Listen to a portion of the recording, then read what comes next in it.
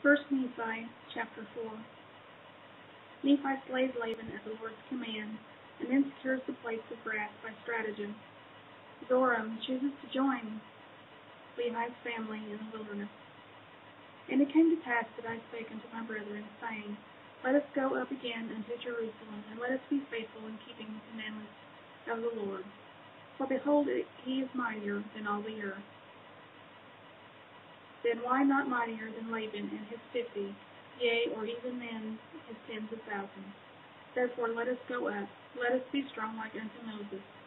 For he truly spoke unto the waters of the Red Sea, and they divided hither and thither, and our fathers came through out of captivity on dry ground, and the armies of Pharaoh did follow, and were drowned in the waters of the Red Sea. Now behold, ye know that this is true, and ye also know that an angel has spoken unto you. Wherefore can ye doubt? Let us go up. The Lord is able to deliver us, even as our fathers, and to destroy Laban, even as the Egyptians.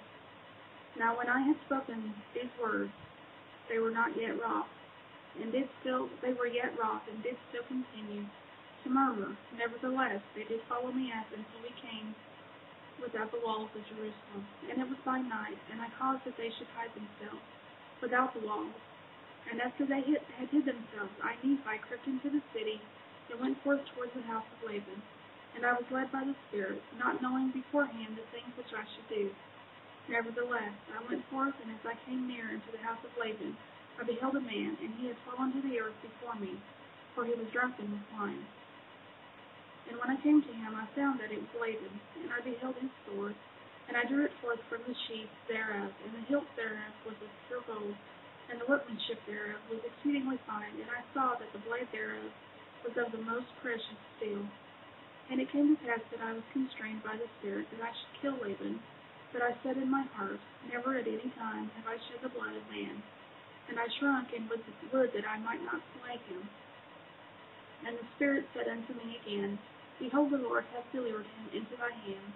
Yea, and I also knew that he had sought to take away mine own life. Yea, and he would not hearken unto the commandments of the Lord. And he also had taken away our property. And it came to pass that the Spirit said unto me again, Slay him, for the Lord hath delivered him into thine hand. Behold, the Lord slayeth the wicked to bring forth his righteous purposes.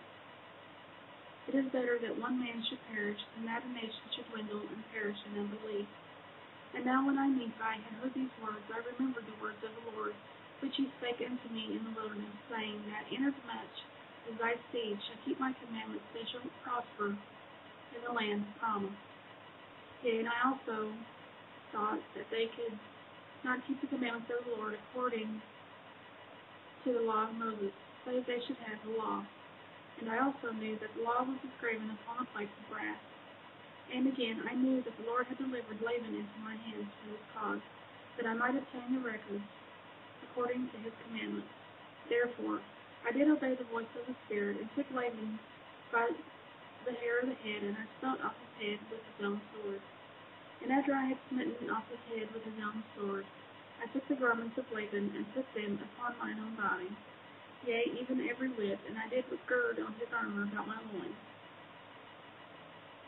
And after I had done this, I went forth into the treasury of Laban. And as I went forth toward the treasury of Laban, behold, I saw the servant of Laban, who had the keys of the treasury.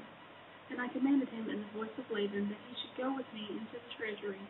And he supposed me to be his master, Laban, for he beheld the garments and also the sword girded about my loins. And he spake unto me concerning the elders of the Jews, he knowing that his master Laban had been out by night among them. And I spake unto him as if it had been Laban, and I also spake unto him that I should carry the engravings which were upon the plates of brass to my elder brethren, who were without the walls. And I also bade him that he should follow me. And he supposing that I spake of the brethren of the church, and that I was truly that Laban whom I had slain, wherefore he did follow me. And he spake unto me many times concerning the elders of the Jews, as I went forth unto my brethren, who were without the walls. And it came to pass that when Laman saw me, he was exceedingly frightened, and also Lemuel and Sam, and they fled from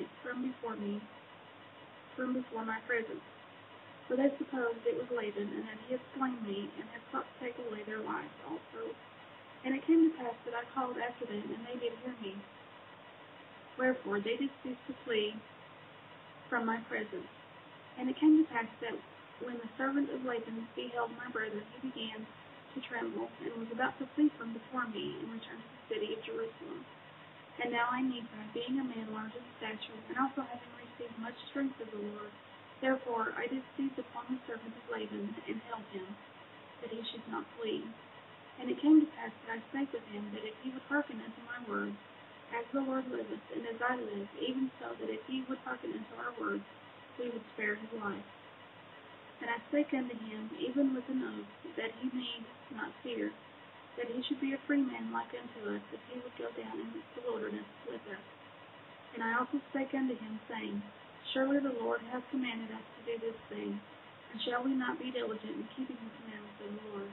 Therefore, if thou wilt go down into the wilderness to my father, thou shalt have place with us. And it came to pass that Zoram did take courage at the words which I spake. Now Zoram was the name of the servant, and he promised that he would go down into the wilderness unto our father. Yea, and he also made an oath unto us that he would tarry with us from that time forth. Now we were desirous that he should tarry with us for this cause, that the Jews might not know concerning our flight into the wilderness, lest they should pursue us and destroy us. And it came to pass that when Zoram had made an oath unto us, our fears did cease concerning him.